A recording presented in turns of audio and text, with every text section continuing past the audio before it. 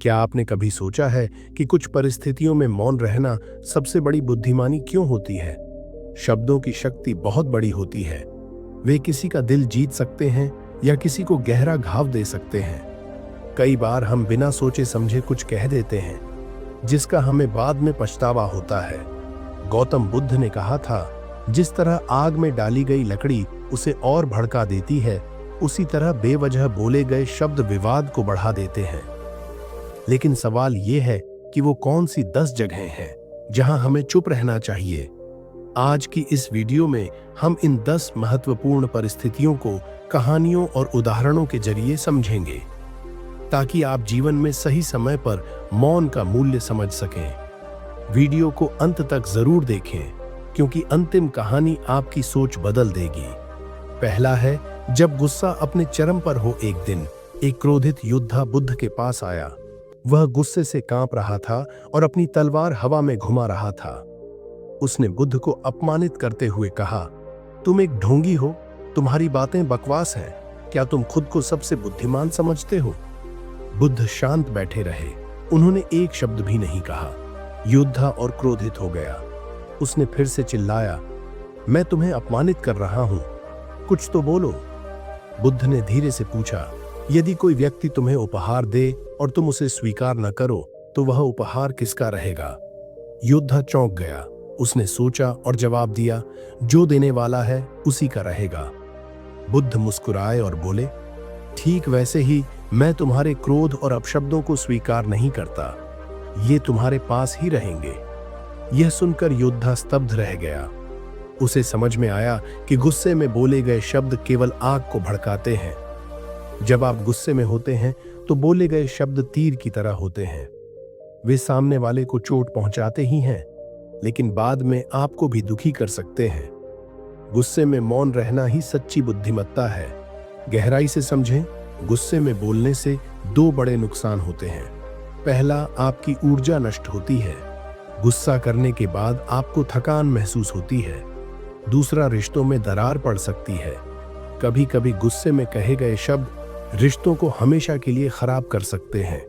इसलिए जब भी गुस्सा आए, कम से कम 10 सेकंड तक मौन रहें। यह आपके दिमाग को ठंडा करने में मदद करेगा। दूसरा, जब किसी के दुख को शब्दों से नहीं मिटाया जा सकता, एक मां अपने मरे हुए बेटे को लेकर बुद्ध के पास गई और रोते हुए बोली, मुझे मेरा बेटा वापस दो। बुद्ध ने प्यार से कहा, मैं तुम्हारी मदद कर सकता हूं, लेकिन पहले तुम ऐसे घर से सरसों के कुछ दाने ले आओ जहां कभी किसी की मृत्यु न हुई हो। वह मां पूरे गांव में भटकती रही, लेकिन उसे ऐसा कोई घर नहीं मिला। अंत में वह बुद्ध के पास आई और रोते हुए बोली, अब मैं समझ गई कि मृत्यु अटल है। कई बार हम किसी के दुख में सही शब्द ढूंढने की कोशिश करते हैं, लेकिन सच्चाई यह है कि कुछ दर्द शब्दों से नहीं भर सकते। ऐसे समय पर चुप रहकर उनका साथ देना ही सबसे अच्छा होता है। गहराई से समझें, जब कोई दुखी हो तो हम अक्सर ये गलतियां कर बैठते हैं, सब ठीक हो जाएगा, यह कहकर हम उनकी भावनाओं को छोटा कर देते हैं। समय सब ठीक कर देगा। दुखी व्यक्ति को यह सुनने से कोई राहत नहीं मिलती। इसके बजाय बस उनका हाथ पकड़ें, उनके साथ बैठें और चुप रहें। मौन ही सबसे बड़ा सहारा बन सकता है। तीसरा, जब कोई समझने को तैयार न हो, एक राजा ने संत से पूछा, ईश्वर का अस्तित्व है या नहीं? संत बोले, यदि आप खुले मन से सुनेंगे तो मैं उत्तर दूंगा। राजा हंसा और बोला, मैं तो पहले ही मान चुका हूं कि ईश्वर एक कल्पना है। संत ने मुस्कुराकर मौन धारण कर लिया। कई लोग सिर्फ बहस के लिए प्रश्न पूछते हैं, सीखने के लिए नहीं। ऐसे लोगों से चुप रहना ही सही उत्तर होता है।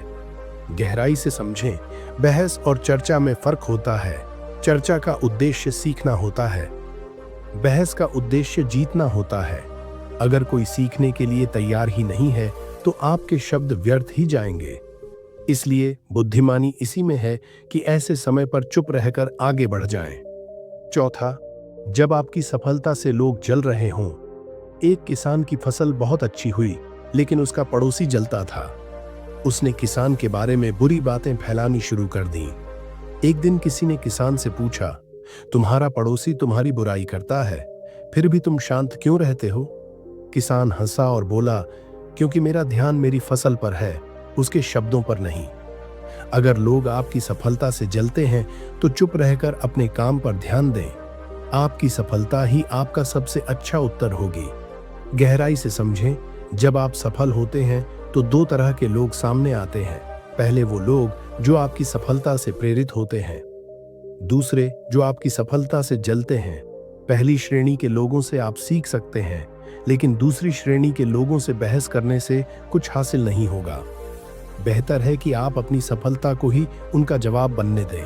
पांचवा है, जब कोई बिना मांगे सलाह दे। एक गांव में आदित्य नाम का एक व्यक्ति रहता था जो हर किसी को सलाह देने में माहिर था। चाहे कोई उससे मांगे या न मांगे, वह अपनी राय जरूर देता था। एक दिन गांव के एक बुजुर्ग व्यक्ति बीमार पड़ गए।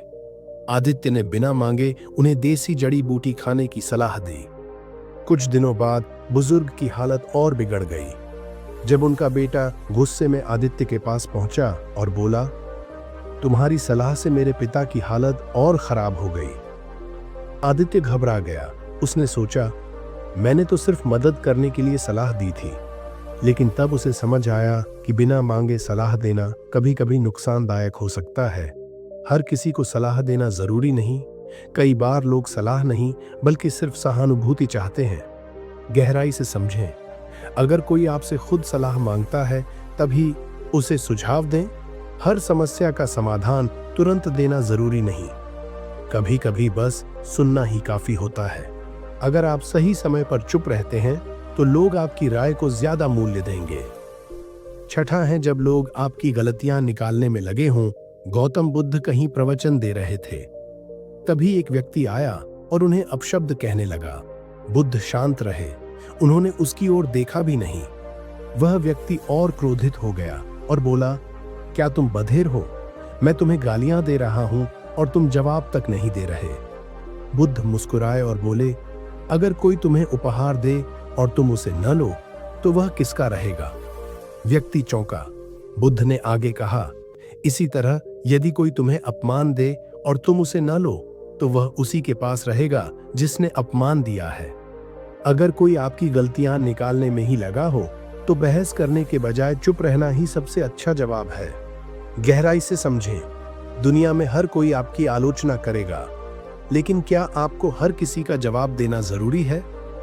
अगर आप चुप रहेंगे तो आलोचक खुद थक जाएगा। जो आपकी बेवजह आलोचना कर रहे हैं वे अक्सर खुद ही किसी न किसी असंतोष से घिरे होते हैं। इसलिए बुद्धिमानी इसी में है कि आप आलोचनाओं को नजरअंदाज करें और अपने लक्ष्य पर ध्यान दें। सातवां है, जब आपके शब्द किसी का दिल दुखा सकते हैं। एक गांव में अर्जुन नाम का एक आदमी था। वह बहुत ही गुस्सैल स्वभाव का था। जब भी कोई उससे गलती करता तो वह बिना सोचे समझे उसे बुरा भला कह देता। एक दिन उसके गुरु ने उसे एक कागज दिया और कहा, हर बार जब तुम किसी को गाली दो तो इस कागज पर एक निशान बना दो। कुछ ही दिनों में कागज निशानों से भर गया। गुरु ने मुस्कुराकर कहा, अब जाओ और उन लोगों से माफी मांगो जिन्हें तुमने अपमानित किया है। अर्जुन ने माफी मांगी, लेकिन गुरु ने आगे कहा, अब इस कागज से सारे निशान मिटा दो।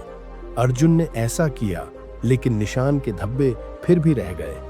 गुरु बोले, देखो, जैसे ये धब्बे नहीं मिट सकते, वैसे ही तुम्हारे शब्द भी दूसरों के दिलों में गहरे घाव छोड़ देते हैं। कई बार हम बिना सोचे समझे बोल देते हैं, लेकिन हमारे शब्द किसी के दिल को गहराई से आहत कर सकते हैं। गहराई से समझें, बोलने से पहले 3 बार सोचें, क्या यह सच है? क्या यह आवश्यक है? क्या यह किसी के लिए मददगार होगा? अगर जवाब नहीं है तो बेहतर होगा कि आप चुप रहें। 8वां है, जब कोई आपसे जानबूझकर झगड़ना चाहता हो। गौतम बुद्ध अपने शिष्यों के साथ एक गांव में गए। वहां एक आदमी आया जिसने उन्हें अपमानित करना शुरू कर दिया। उस आदमी का चेहरा लाल हो गया, उसकी सांसें तेज हो गईं और वह चिल्लाने लगा, तुम सिर्फ लोगों को बेवकूफ बना रहे हो। बुद्ध शांत रहे। उन्होंने कोई प्रतिक्रिया नहीं दी। जब वह व्यक्ति चला गया तो एक शिष्य ने पूछा, भगवान, आप चुप क्यों रहे? आप उसे जवाब दे सकते थे। बुद्ध मुस्कुराए और बोले, अगर कोई तुम्हें उपहार दे और तुम उसे स्वीकार न करो तो वह किसके पास रहेगा? शिष्य बोला, जिसने उसे दिया है। बुद्ध ने कहा, गुस्सा भी ऐसा ही है। अगर तुम इसे स्वीकार न करो तो यह उसी के पास रहेगा जिसने इसे दिया है। जब कोई आपसे झगड़ना चाहता हो तो सबसे अच्छा उत्तर चुप रहना है। गहराई से समझें, अगर आप प्रतिक्रिया देंगे तो झगड़ा और बढ़ेगा। अगर आप शांत रहेंगे तो सामने वाला खुद थक जाएगा। हर लड़ाई जीतना जरूरी नहीं, कुछ लड़ाइयां न लड़ना ही असली जीत होती है। 9वां है, जब कोई आपको बार बार टोक रहा हो। एक समय की बात है, एक बुद्धिमान वृद्ध दार्शनिक थे। वे अपने ज्ञान के लिए प्रसिद्ध थे, लेकिन गांव में कुछ लोग उन्हें पसंद नहीं करते थे। वे हमेशा उनकी आलोचना करते और उनका मजाक उड़ाते थे। एक दिन कुछ लोग उनके पास आए और कहने लगे, तुम बूढ़े हो चुके हो, अब तुम्हारा ज्ञान किसी काम का नहीं, तुम्हें घर बैठ जाना चाहिए।